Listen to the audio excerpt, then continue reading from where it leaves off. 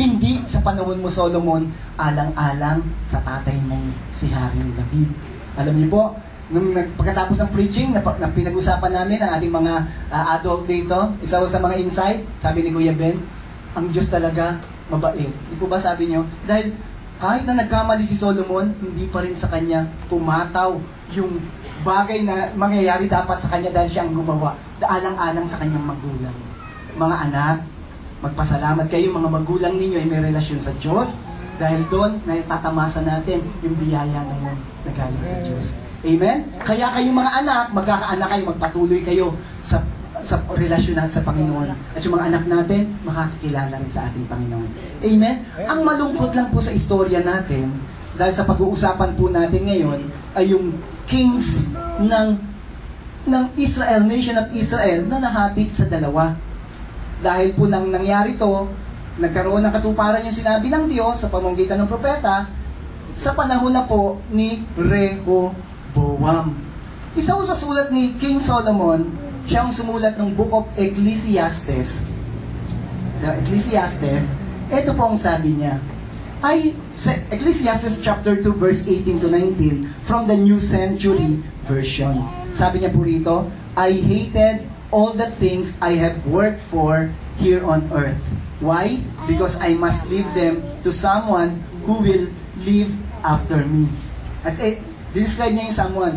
Now, someone else will control everything for which I work so hard here on earth, and I don't know if he will be wise or foolish.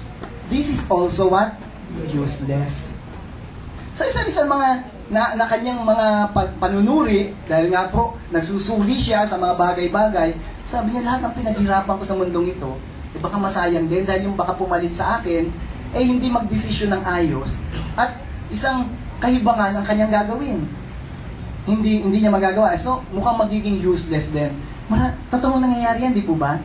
Maraming mga magulang naghihirap na po at talagang nag-ipon, tinayo yung kanilang kabuhayan, at nung pumalit ho, dahil hindi po tama ang pagpatakbo o paggamit nung sumunod na mga sinalahi niya, maaari yung anak niya ay ayos, yung sumunod doon ay medyo hindi na po, yung kanyang naipundar ay nalustay.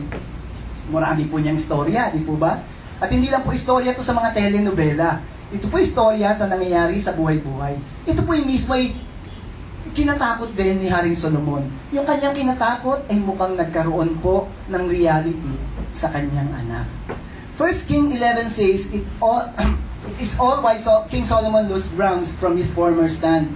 A lesson to learn for us Christians. Sabi niya rito, sabi po sa ating pinag-uusapan, yung pong pagkabagsak ni Solomon na yun ay maraming naging cause even sa family niya. Domino effect.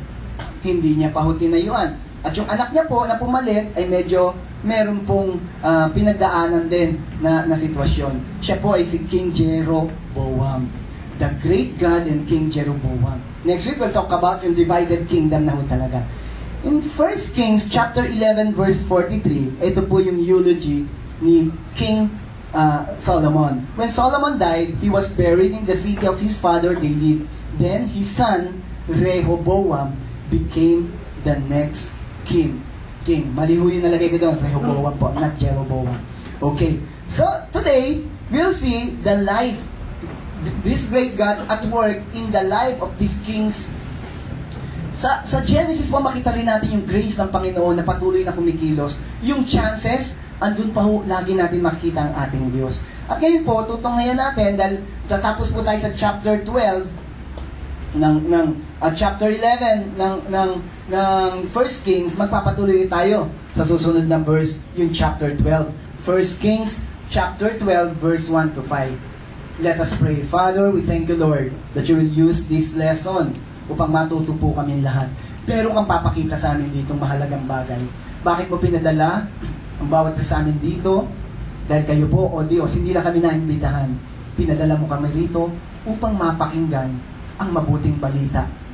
Ang gabay mula sa iyong salita, o Diyos. Gamitin niyo po ang inyong lingkod na daloy ng pagpapala. Yun lang pong gusto niyo pasabi, ang aking masabi. At yung mga, kahit na ito'y nagawa ko na, kung ayaw mong pasabi, Panginoon, alisin niyo po.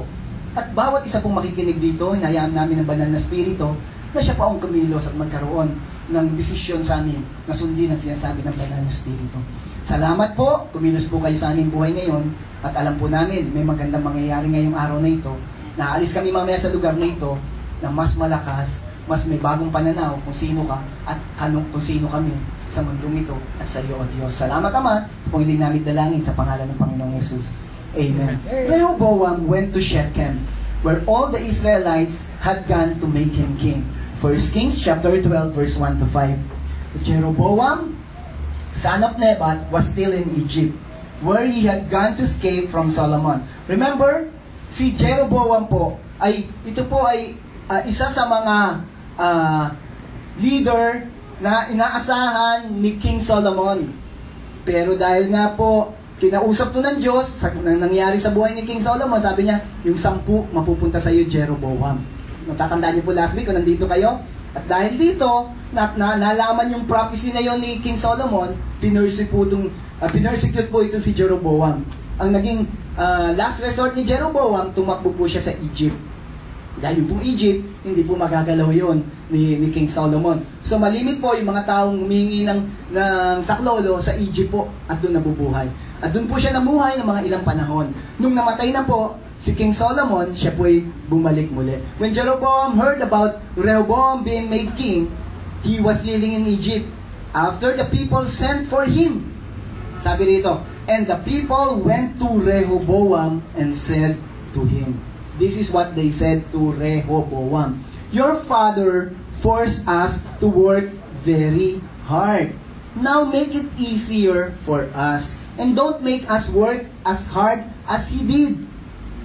So, ang kanilang reklamo, nareklamo rin ni Rehoboam, ni Jeroboam, ni Jeroboam, ayun po, pinahihirapan yung mga tao sa taxes, sa mga gagawin, at talaga namang umunlad nga yung bansa nila, at siya mismo maraming naging gain, pero yung tao ho ay nahirapan.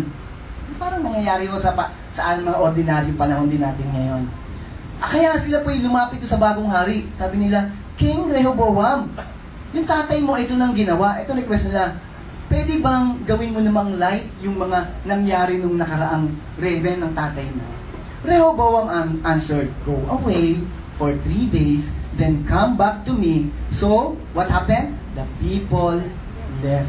So what can we see with these verses and situation? We will see that the great God never gave up. Bakit mo nasabing, pastor, na never gave up ang Diyos? Kasi po, may prophecy na kay Jeroboam na yung mahahati talaga yung kingdom sa dalawa, divided kingdom, from northern kingdom to divided kingdom. Ang Diyos po patuloy pa rin nagbibigay ng chance na hindi po ito mangyari. He gave chance for the kingdom not to be divided. Paano mo nasabi ang Pastor Ipe? Di ho ba sila ho'y nakikipag-reconcile pa? Alam ko ito, initiative to ng Diyos, na itong si Rehoboam na ito ay magdesisyon ng tama. Mapadali pong storya na makikita natin mamaya, mukhang hindi po ganun ang mangyayari. Ang gusto ko lang pakita rito, ang Diyos po, kahit na nagkamali na, ang mga angkan ninyo. Amen. May pagkakamali sa mga nakaraan ninyo.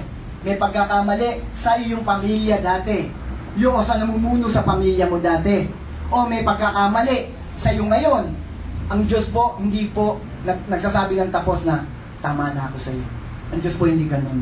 Siya po'y patuloy na magbibigay ng chance na magbago ka ng iyong kaisipan.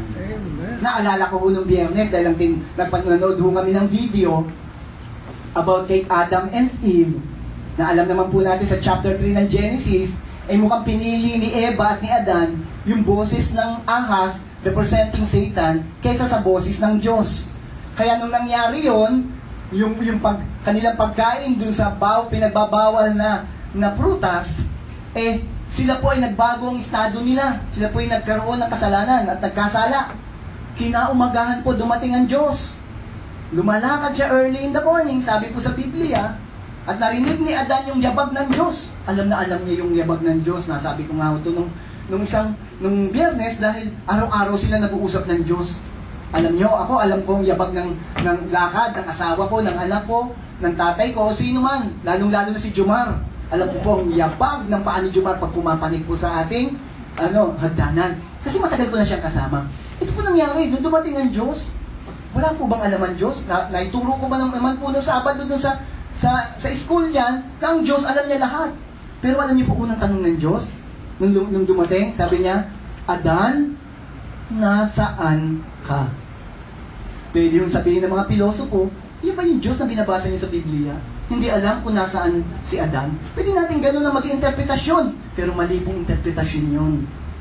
Ang tunay po interpretasyon doon ay ang Diyos po nagbibigay ng chance kay Adan na umamin. Nasaan ka, Adan? Ano sabi ni Adan? Panginoon, nagtatago po ako. Pwede sabihin ng Lord, alam ko. Kung kanya sabihin ganun, alam ko nagtatago ka at alam ko rin ang pinagtataguan mo. Alam mo yung tanong na yon, hindi po kung nasaan yung where is your place. No? Ang tanong po ano nangyari? Anong gusto mo? Anong nangyari sa'yo?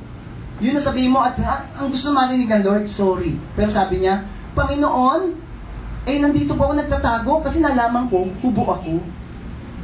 Ang sunod na tanong ng Diyos, alam ko, hubo ka. Yun po ba ang sumunod na sinabi ng Diyos? Hindi po, sabi niya, sinong may sabi sa iyo na hubo ka? Alam niyo po, dapat niya lang isasagot, Lord, sorry po. Pero hindi niya sinabi niya, Panginoon, yung babae po na binigay niyo po sa akin, nasisipan Diyos dahil binigay siya ng babae. No, nakita niyo po, hindi siya umamin. At nangyari po si Eva naman, tinanong, ano nangyari? Pwede sabihin ni Eva, sorry po Lord, tinuro niya naman yung ahas. Yung ahas po, wala nang maituturo. Kaya sinabi sa kanya ng Diyos, huwag ka na magmaang-maangan, ikaw talaga may problema. So sinabi sa kanya lahat, napag-aralan na ho natin to. Isa lang pong bagay doon. Ang gusto kong bigyan ng puntos, yung pagtatanong ng Diyos. Ba't malimit pong magtanong ng Diyos sa atin? Para magbigay po ng tsansa. Amen? Yung pong babae na nilapit sa kanya na guilty, caught in the act. Ano sabi niya? Nasaan na yung mga bumabato sa'yo? Sabi niya pa, tanong ulit, kung sino ang walang kasalanan, siya ang unang bumato. O tanong siya, aminin mo lang makasalanan ka. Yung mga tao umamin na makasalanan, nagkaroon ng remorse, umalis po. Pero yung babaeng yon, tinanong siya, nasaan yung nag-aakusa sa'yo? Sabi niya, umalis po silang lahat. Sabi ng Diyos, go and sin no more. Tinanggap niya. Inamin niya na makasalanan siya. Go and sin no more. So kita niyo po, ang Diyos po nagbibigay ng maraming chance. And here in this story, alam ko, nakikita ko sa chapter na to, ang Diyos patuloy pa rin nagbibigay ng chance. Ang problema lang, ang desisyon na kay Rehoboam, kung gagawin niya o hindi. Rehoboam buha. Doon sa anak ni Solomon. Kung gagawin niya o hindi, desisyon niya yon. Pero nakita natin dito, hindi po ganun. Kaya nga po ang Diyos, natin, isa pang bagay na makita natin dito. Yung Diyos, He gave wise people around King Rehoboam for him to make wise decision. Yun pong mga hari pa, namumuno pa si David at saka ng tatay niyang si Solomon, ay nandun po na nagbigay natin na handang magbigay ng payo. Verse 6 to 16. King Rehoboam asked the older leaders. Sabi natin older leaders who had advised Solomon during his lifetime. How do you think I should answer these people? Wow, maganda pa umpisa ni King Rehoboam. Tanong siya kagad, anong masasabi niyo rito sa mga sinasabi nito mga taong ito? They said, you should be like a servant to them today. Mga wise po ito eh. Maaari po ng panahon ni Solomon to, sila po yung nagbibigay kay Solomon mukha ng mga ilang panahon, hindi yung tinatanggap ni Solomon, kaya pumunta ni Solomon. At nakita nila kung ano nangyari sa tatay niya rin. Kaya itong mga taong ito, aral na. Bisang-bihasa. Itong decision mong gawin. Maging servant ka sa kanila. If you serve them and give them a kind answer, sabihin natin kind answer, they will serve you always. Maganda po ba? Wise na payo? Amen? Be a servant, be kind to them. No? Ang mangyayari, because you show them servant leadership. At kind ka sa kanila, instead maging harsh ka, they will serve you always. Ako niniwala po ginagamit ito ng Panginoon para hindi ma-divide yung kingdom. May mga wise na tao kung pinadala sa Kanya para hindi po mangyari ito. Pero hindi po talaga ito nang nangyari. Tingnan mo natin. But Rehoboam rejected this advice. Sabihin nga natin, hindi ako yan. Amen? Yun po ang lesson sa ating pinakita. Huwag natin gayahin tong mamang ito. Instead, ano ginawa niya? Instead, he asked the young men who had grown up with him and who served as his advisors. wala po akong kinikilingan na dahil meron po matatalino na maganda magbigay ng advice ng mga kabataan. Amen. Pero mukhang ito ho, iba ho ang paayon lang sa kanya. Dahil siya nga ho ang hari na nung panahon na yun, natatakot. Yun pong mga old men, wala nang ikatatakot yun eh. Napakita na nila lahat sa kanila eh, wala na silang reputasyon pang patataas dahil nandun na sila. Pero ito ho, ito po ay meron pang mga gustong naisin na matamo ang marating. At ito ho nangyari, Rehoboam asked them, what is your advice? How should we answer these people who said, don't make us work as hard as your father did? Tama na ho yung kanyang panimula na nagtanong siya dun sa mga mas maraming alam, mga wise men. Ano pa hong sinunod niya? The young men who had grown up with him answered, those people said to you, your father forced us to work very hard, now make our work easier. You should tell them, my little finger is bigger than my father's leg. He forced you to work hard, but I will make you work even harder. Harsh word. My father beat you with whips, but I will beat you with whips that have sharp points. Oh, ibig sabihin kung mabigat ang pakikitungo sa inyo ng aking ama nung nakaraang rehmen, mas mabigat ako ngayon. Wise or not wise? Mukhang not wise po. Pero ano nangyari po? Rehoboam had told the people, come back to me in 3 days. Diba? Yun po sinabi niya noon. Bago siya nakipag-ugnay doon sa mga old men at saka sa young men. So after 3 days, Jeroboam, sino po si Jeroboam? Yung po yung namumuno sa opposition. Sa mga opposition party, yung namumuno. So after 3 days, Jeroboam, all the people returned to Rehoboam. King Rehoboam spoke, he spoke cruel words to them. Ano ang payo ng wise men? Be gentle, a kind words. Because he had rejected the advice the older leaders had given him. Hindi ko rin naman sinasabi na pag mga matatanda na ay makapagbigay po ng magandang payo. Pero mas marami po na may papayo. Yung matanda na, marami ho dito na, amen? Amen? Matanda na sa isip. Pero naman batang-bata, napatawa ko tuloy si Kuya Chris. Meron mga batang-bata naman, talaga naman itong mature yung isip. Lalong-lalo na pagbabad sa payo ng Diyos o sa salita ng Diyos. Amen? Tuloy ho natin ang nangyari. So he followed the advice of the young men, ito ba yun? And said to the people, my father forced you hard. Amen? And my father forced you to work hard, but I will make your work even harder. My father beat you with whips, but I will beat you with whip that have sharp points. So the king did not listen to the people. The Lord caused this to happen to keep the promise he had made to Jeroboam, son of Nebat, through Ahijah, a prophet from Shiloh. Amen? Ako, nakita ko si Jeroboam, ganun na yung puso niya eh. Hindi ako magbabago rito. Matanong lang yung matanda para hindi ko lang mabypass sila. Minsan may magandang tayo, magtatanong tayo pero may decision na tayo. Panalangin ko, wag pong ganun. Makinig tayo. Mamaya makita ko natin to kung anong payo nito sa atin. When all the Israelites saw that the new king refused to listen to them, they said to the king, we have no share in David. We have no part in the son of Jesse. People of Israel, let's go to our own homes. Let David's son rule his own people. So the Israelites went home. That's why here nagsimula po yung 120 years na United Kingdom. It was divided into two. 40 years kay Solo kasi, 40 years kay David, at 40 years kay Solomon. 120 years na isa po ang pamumuno ng hari sa buong Israel.